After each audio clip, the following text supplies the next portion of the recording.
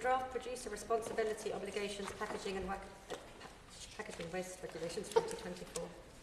I call the Minister to move the motion. Thank you very much indeed. Thank you very much indeed, Mr Pritchard. Can I say what a pleasure it is to serve under your chairmanship today. I beg to move that the committee has considered the draft producer responsibility obligations, packaging and packaging waste regulations 2024. Quite a mouthful. Laid in draft before the House on the 24th of October 2024, these regulations introduce extended producer responsibility for packaging, referred to as PEPR, in England, Wales, Northern Ireland and Scotland. PEPR is one of the three core pillars of the government's ambitious packaging reforms, alongside the forthcoming deposit return scheme and the simpler recycling programme in England, which will overhaul the packaging waste system, introducing the biggest change to policy in a generation since the last Labour government introduced the landfill tax. Collectively, the packaging reforms are estimated to deliver carbon savings of over 46 million tonnes of carbon dioxide equivalent by 2035, valued at more than £10 billion in carbon benefits. The new system established under these regulations will modernise the producer responsibility system for packaging in the United Kingdom by shifting the costs of managing discarded household packaging from taxpayers to those businesses who supply packaging, thereby applying the polluter pays principle. These regulations implement international best practice exemplified by the mature systems of our European neighbours, including Belgium and Germany, where comprehensive PEPR schemes have been in place for some time. And this is a really foundational pillar on our transition to a circular economy and moving away from the linear take, make and throw model that we know harms our environment and society, and one where we have an economic model that keeps valuable material resources in use for longer. The revenue raised by this new system will generate over £1 billion a year to support local authority collection, recycling and waste disposal services, benefiting every household in the UK and stimulating much needed investment in our recycling infrastructure. This will make a substantial contribution to the benefits of the packaging reforms, which together, those three regulations, DRS, simpler recycling and this one, are estimated to support 21,000 jobs in every nation and region and help stimulate more than £10 billion investment in recycling capability over the next decade. Revenue from PEPR will create a much needed injection of resources to local authorities to improve the household curbside collection system across the UK. In England, this revenue will fund the simpler recycling reforms that will enable consistent collection of all dry packaging materials, ending the postcode lottery for recycling. Taken together, these reforms will support this mission-driven government's ambition to kickstart economic growth and create the foundations that are required to transition towards a circular economy for packaging in the UK, ensuring resources are used for longer. It's a critical first step towards meeting the commitment in our manifesto to transition to a resource-resilient, productive, circular economy which delivers long-term sustainable growth. Now, Mr Pritchard, let me draw members' attention to the new obligations in this instrument.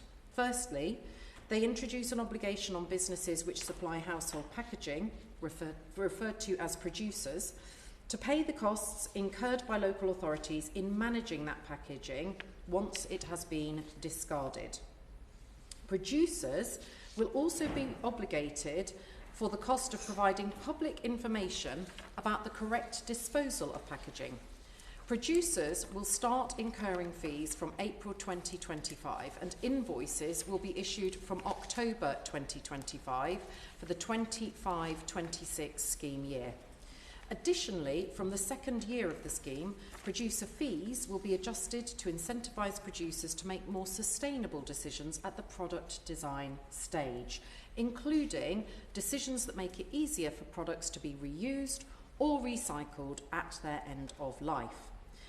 This will mean that a producer who uses packaging which is not environmentally sustainable, such as packaging which is not widely recycled, will incur higher fees. Conversely, those using packaging which is sustainable and readily recyclable will incur lower fees. It is right that businesses bear the costs of managing the packaging they place on the market, but we must also protect the small businesses which are the lifeblood of our high streets and the backbone of our economy.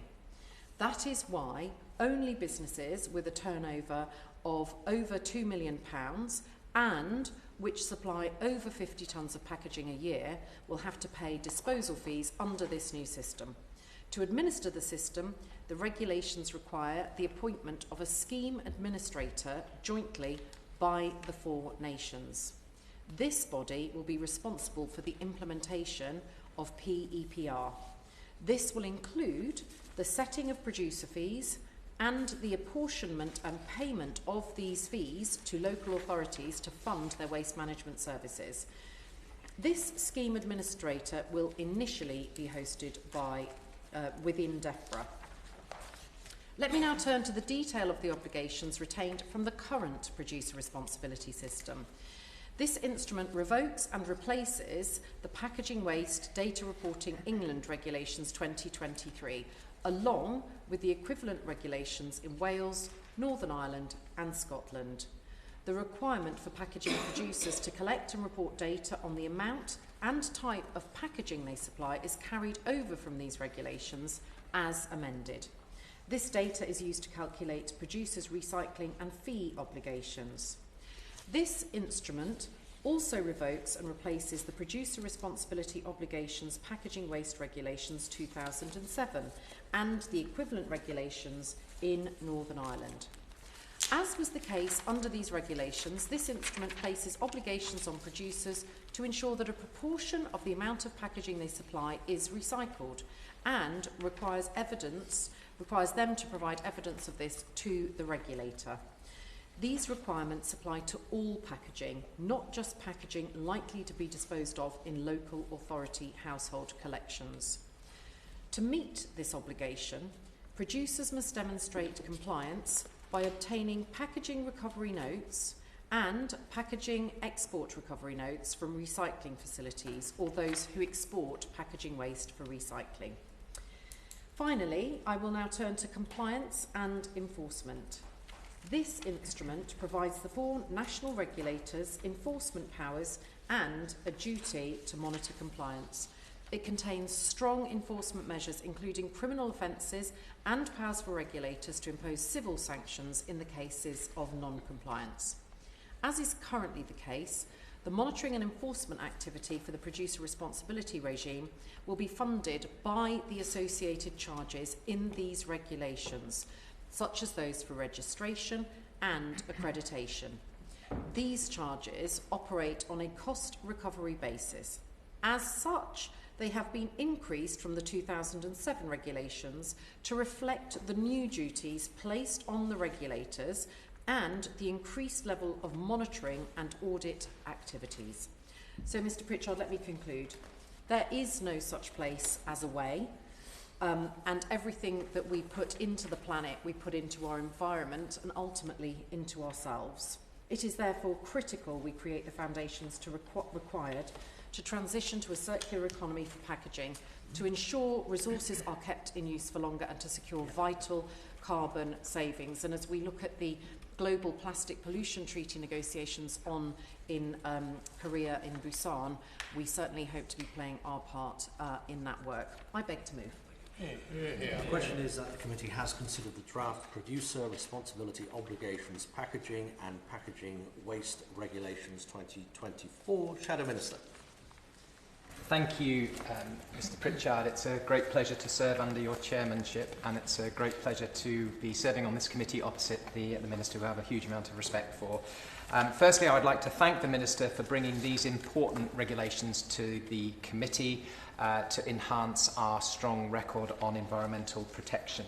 I'm happy to put everyone's mind at rest that we, His Majesty's loyal opposition, have no opposition to these regulations and appreciate the current government's effort to build on our strong Conservative track record on increasing recycling and waste disposal.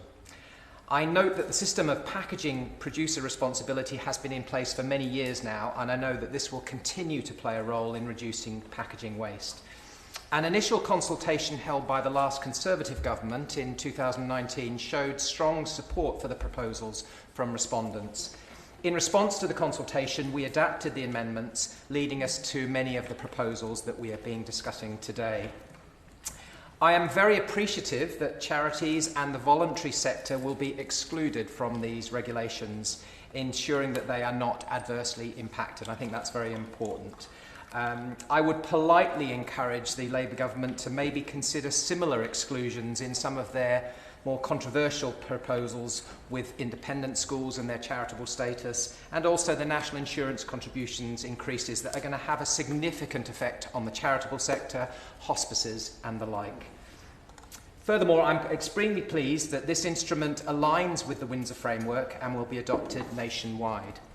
Whilst we on these benches offer no objection to this instrument, we will ensure proper scrutiny of any further proposals that the government take forward, and I'd like to point out some wider issues potentially for the Minister to address. Firstly, can the Minister elaborate on what the government is doing to assist businesses in general to recycle more? What are they doing to actually encourage that, to actually protect our environment moving forward?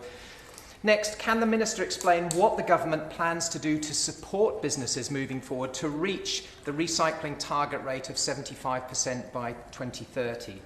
And finally, what consultation or conversations will the government be having with businesses and other relevant stakeholders in the future to ensure that businesses are on board with any future changes that potentially are coming down the line? In closing, Mr. Pritchard, this is a crucial issue that affects us all on this precious planet. I would be very happy to work with the Minister to ensure we continue to do all we can to create a cleaner environment, cleaner communities, and increase our recycling efforts, and ultimately to protect our precious environment. Wendy Chamberlain. Thank you very much, Mr. Pritchard. It's a pleasure to serve under your chairmanship. Along with my Liberal Democrat colleagues, I welcome these regulations, which are a distinct step in the right direction for recycling packaging. And I'm very glad to see that these regulations will be UK-wide. There are a lot of things that are rightly decided in Scotland, but I know that producers, and certainly my own constituency, want to be able to sell their products in Scotland and the rest of the UK without worrying about multiple sets of legislation and different reporting requirements. And indeed, we know that from the difficulties that Scotland's individual DRS scheme ran into. And we do have all sorts of fantastic producers in North East Fife. Mr. Pritchard, Kettle Produce provide pre-cut packaged vegetables found in the shelves of many supermarkets, and Quaker Oats boxes and packages for its porridge come from just outside of Cooper. And it isn't always easy navigating the needs and interests of different parts of the UK, and I hope that these regulations are the result of positive engagement between the governments of the four nations, which will benefit all constituencies. And I also welcome these regulations in providing clarity to businesses, because I spoke to one of these producers in the run-up to today's committee, and they told me that they have been having to comply with 2 sets of rules and reporting on 2 data sets. And I'm sure we all appreciate how complex and time-consuming this is. They and others will benefit from the certainty of one scheme being in place. There are a couple of things I would like to raise with the Minister in terms of questions. Firstly, the regulations place the onus on producers to assess the recyclability of their packaging themselves. And I suppose my question is, what support and guidance will there be for this? And what checks will be in place to ensure that the process is well regulated? And will that require more funding? And has the government indeed planned for that? And on that funding, can the Minister confirm that the system administrator will be properly funded and how this will be managed on a cross-border basis? I think we would all welcome any steps that can be taken to remove the costs of handling recycling from our local authorities, but I would not want to see that offset by poor administration. But in conclusion, Mr Pritchard, these regulations are vital steps in the right direction, which I and my constituents welcome as we move towards a greener and less wasteful future. Thank you. Thank you. Well, thank you very much indeed for those kind and constructive words.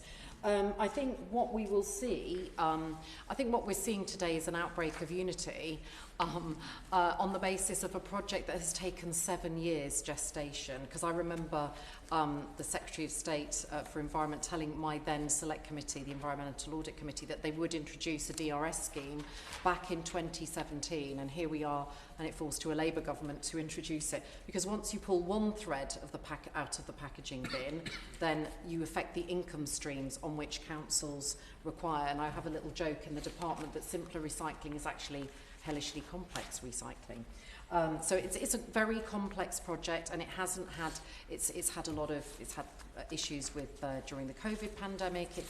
There's been 4 consultations on these reforms, so it's certainly taken a long time to see the light of day. And I would just gently say to the honourable gentleman who speaks for the opposition, when we left government in 2010, the recycling rate was over 40%. It's now at 44% and kind of going backwards. The original target in 2002 was for us to be at 50% recycling by 2015. And the real lesson, I think, for all of us as lawmakers of whatever party is, if you don't continually update policy and continually encourage behaviour change and give business certainty, then these things do not happen on their own. Now, I've had the honourable gentleman asked me about taxes, and I welcome his constructive comments on charities, but obviously he knows that taxes are a matter for the Chancellor, so I believe the finance bill is still being debated downstairs, and I'm sure he'll have an opportunity should he want to intervene there.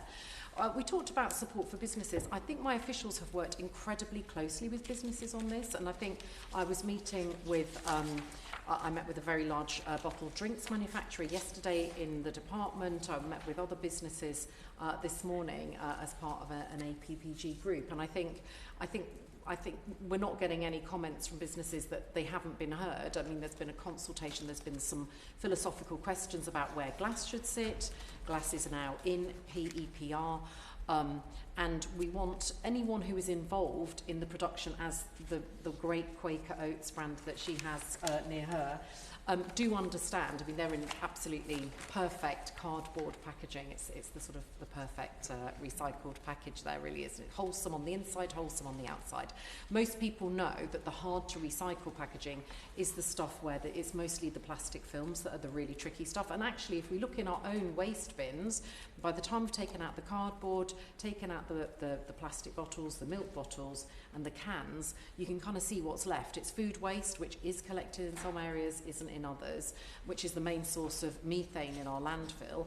And then it's the bit around the plastic film. So I think that is where coffee cups, similarly, you have a plastic liner, a few microns thick, and then you have the thick cardboard around it, but you need that plastic to hold the drink. So it's around product design, product innovation.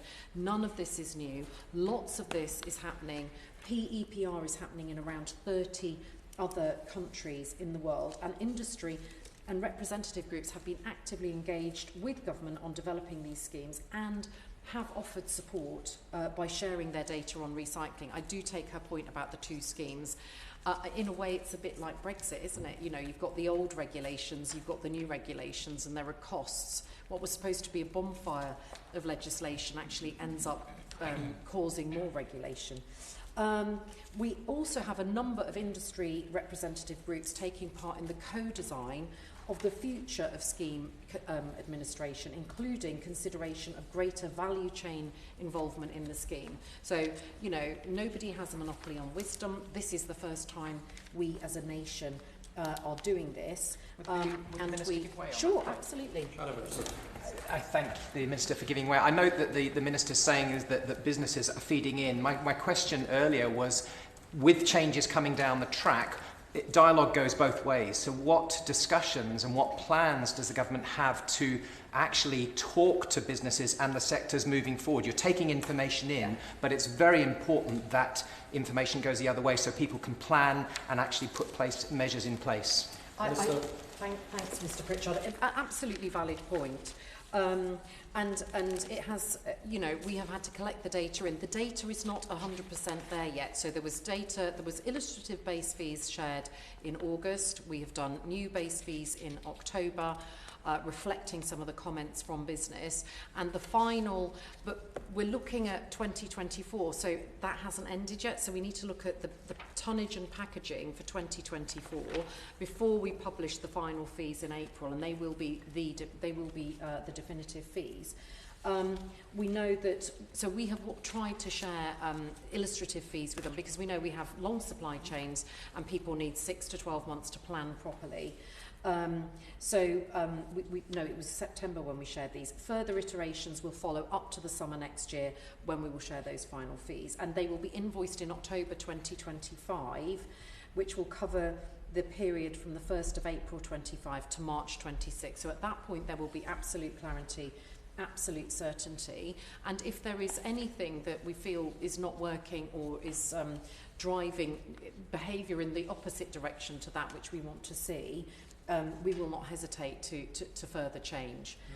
So it has been, you know, as a new government, we've only been in 5 months, and it has been quite a lot. It's been quite a big elephant to digest, one bite at a time.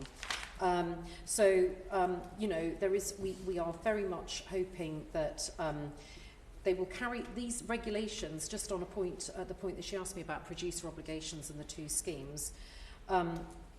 These regulations carry over the obligation on the Environment Agency to publish a list of large producers from the 2023 data regulations as amended. So it should help producers reduce the risk of double obligation, because what we don't want is people to be obligated in two separate under 2 separate schemes. If a producer discovers it has reported packaging that it was not required to report, the regulations enable the producer to make a resubmission to correct any errors, and we will continue to review the reporting requirements and engage with industry to ensure the regs operate effectively. These payments are also going to apply to online marketplaces, and I think that's really important for all of us as constituency MPs.